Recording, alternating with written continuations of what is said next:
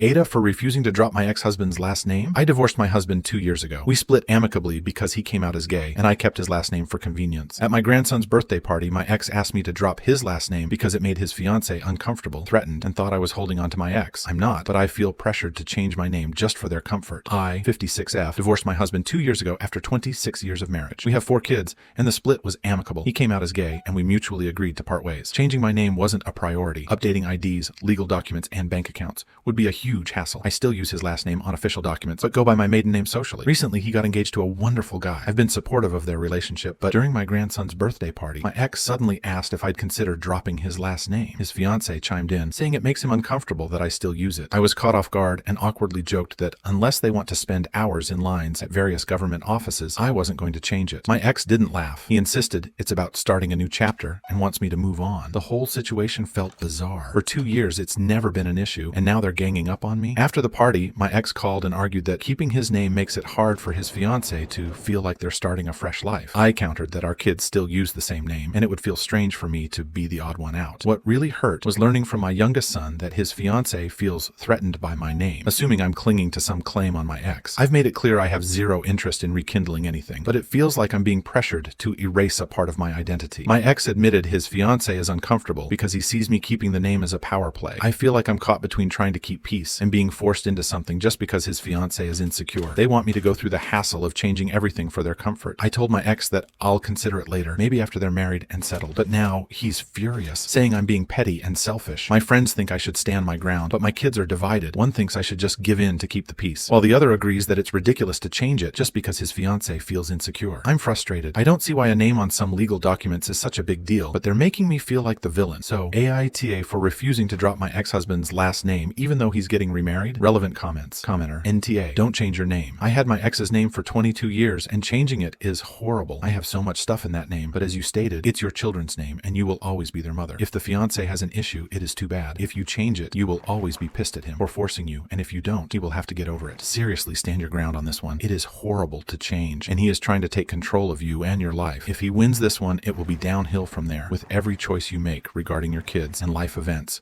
with the kids and the ex. I can just imagine the other demands he will make if he wins this one. Commenter. Exactly this. It's not just his name, it's the kid's name too. It's your family's name. That should honestly be a red flag about the fiancé, that he wants to change that. And if they have such a problem with it, why doesn't ex just take the fiancé's name? Commenter. Many people keep their ex's last name if they have children together, and it is such a lengthy and annoying process to deal with, especially if it's not something you actively feel the need to do for yourself. This seems to be more of a them issue that they need to work out as a couple. Why not suggest your ex-husband take his partner's last name as an act of solidarity in forming this new family unit, and see how he feels about not sharing that name with his children? He probably won't want to, which further justifies your point. Story 2. AITA for following my late sister's wishes and kicking our brother out of her funeral. My sister passed away recently after a long illness, and before she died, she made very clear instructions regarding her funeral. She specifically did not want our brother John to attend or receive any of her ashes. To provide some context, growing up, my sister wasn't kind to John. John also was not great. They fought like cats and dogs. As an adult, she sought therapy, recognized the damage she had done, and tried to make amends. She apologized multiple times and reached out, but John refused to reconcile. He was clear that he didn't want a relationship with her. When she became ill, my sister made one last attempt to reconnect, asking John to visit her. He declined again, stating that he had no interest in repairing the relationship even as she was dying. This hurt her, and she made it clear that if he didn't want to see her while she was alive, she didn't want him at her funeral or receiving any part of her remains. In her view, if he couldn't show up for her in life, he had no right to be there in death. John showed up at the funeral uninvited. I think our uncle gave him the date and time.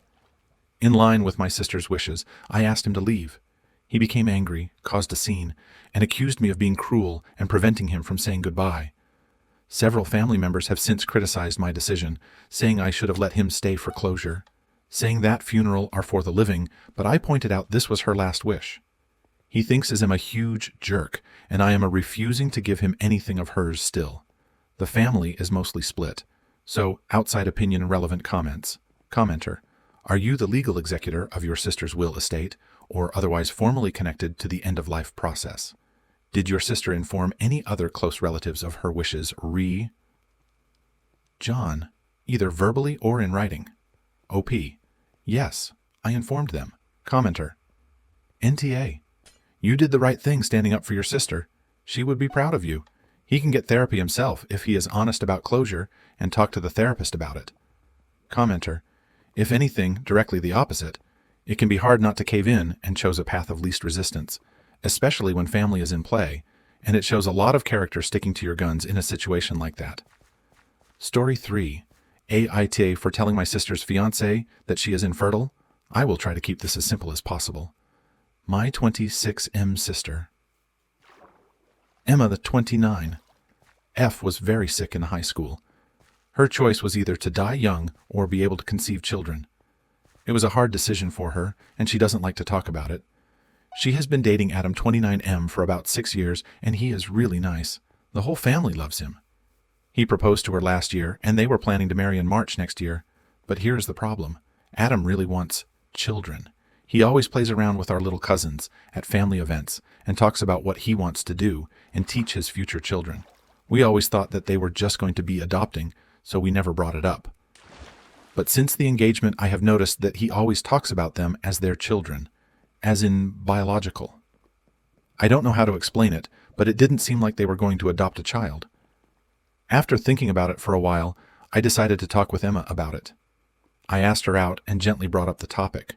She did seem a bit angry about me mentioning it, but she explained to me that Adam treats adoption the same as giving birth, and that he is happy all the same. It sounded believed, but I know my sister, she was lying. During the entire conversation, she could not look me in the eye. After a month, I finally decided to talk to Adam.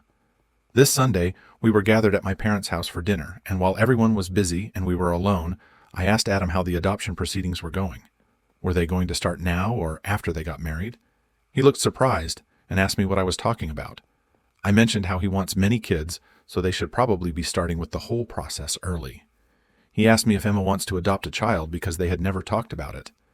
Since my parents were coming back, I asked him to talk to me later. Around the end of dinner, I asked him for some help with my phone and lead him to the balcony, and I was honest with him.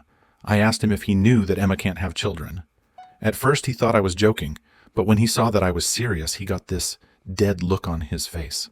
I told him some of the details and said that it would probably be best if he talked with Emma for the full story. He was quiet for the rest of the evening. When they got how they apparently got in a major fight. I know that he is currently staying with friends and asked for the ring back, but nothing else. Emma hates me, and our parents are mostly on her side and think that I shouldn't have said anything. I thought I was doing the right thing. This is such a huge secret to keep from your future partner, but maybe it really wasn't my place to say anything. Relevant comments. Commenter. I'm struggling with this because it is obviously such a big betrayal of your sister. It wasn't your secret to tell. And yet, marrying someone while leading them on about something that can never be. That seems like an even bigger betrayal. He deserves to know. She deserves someone to love and to raise children with. But it has to be someone she is honest with about how they are going to do it. Emma hates you, but you did the right thing. Hopefully Adam will forgive her, and they can live happily ever after with their adopted children. But the chances of that would have been much higher if she had been honest with you. Remember, she also lied to you in saying that she had talked with Adam about this, and as a result, her lie made it almost reasonable for you to talk to him about it. I mean, she said that she had told him, so what was there for you to reveal? So Emma seems to be chalking up additional asshole points, and I'm feeling even more forgiveness for you here. Commenter, NTA. Though I think I would have first told my sister, I know you're lying, either you tell him the truth or I will, but honestly she had 6 years to tell him. The guy needed to know. Commenter, Emma told you that Adam knew about her infertility.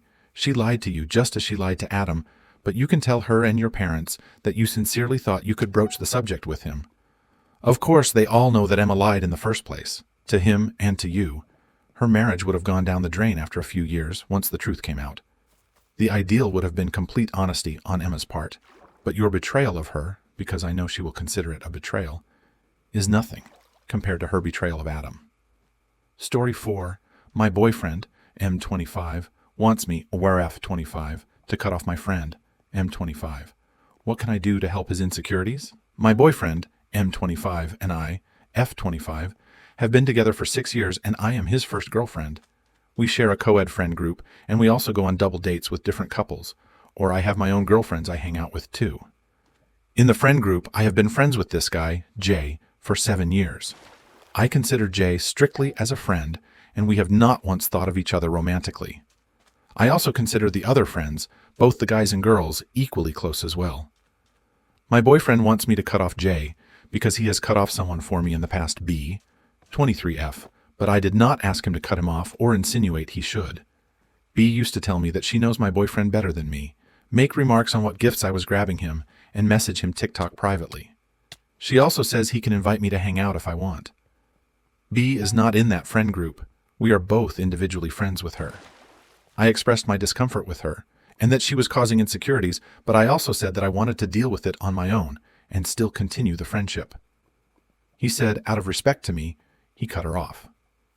I don't believe in asking to cut people off unless absolutely necessary. She was just being a pick-me, and honestly, I can handle that after processing on my own time. The thing is, Jay doesn't make remarks like that. He doesn't exclude my boyfriend or not extend the invite. He doesn't secretly message me TikTok links or try to spend alone time together. He doesn't flirt with me and I don't flirt with him. My boyfriend acknowledges this, but says because I don't want to do it, that's why it matters why I should. We've communicated this multiple times that I don't think cutting people off is that healthy, but he says it's out of principle. Is there a way I can alleviate his insecurities? I don't want the classic breakup. I want to at least try to resolve this first. Thank you in advance. TL Dr. Boyfriend feels insecure about my guy friend, and I want to help, or should I cut off the friend? Edit. I can see the comments, but will reply to them after my shift. Thank you for your guys' feedback. I am going to continue to communicate with him about what's going on. I asked him if there were times he was uncomfortable, the way Jay acted around me, or talked to him privately, and he said no. He said that my unwillingness to cut him off is weird behavior, because out of respect to me, he cut the girl out. However, I said that wasn't what I wanted at all, nor did I imply that would be nice.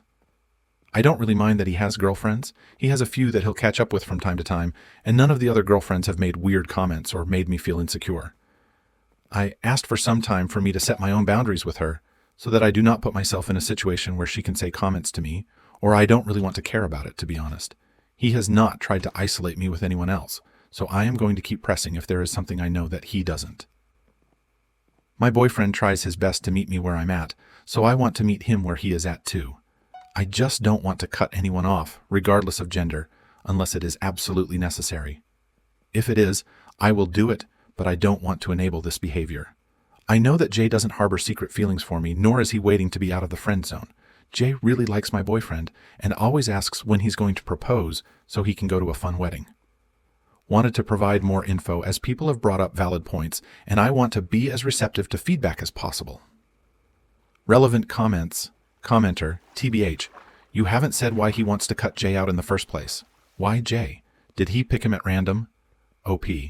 He said it's because Jay initiates the least to hang out with him out of the guys, but if the other guys did that, he would want me to cut him off too. I asked him why he couldn't tell Jay to ask him to initiate more, but he said he didn't care about Jay anymore. Commenter, so Jay is close to you but indifferent toward BF. He has 6 years of history of you and Jay hitting it off individually, and he is beginning to feel like a third wheel. He may be evolving out of the amorphous friend group culture to a more conventional couple culture, where opposite-sex friends are friends to both partners. I'm guessing Jay doesn't have a partner? Also, BF has maybe observed something nuanced in Jay's communication style with you that may be hard to define. How he handled B tells us how he feels it should be managed, and your attitude toward her tells us you feel otherwise. So maybe you and BF are on different wavelengths as it relates to opposite-sex friends. Thank you for sticking around until the end. If you liked our videos, please remember to like, share, and subscribe to keep up with our latest content. Have a wonderful day.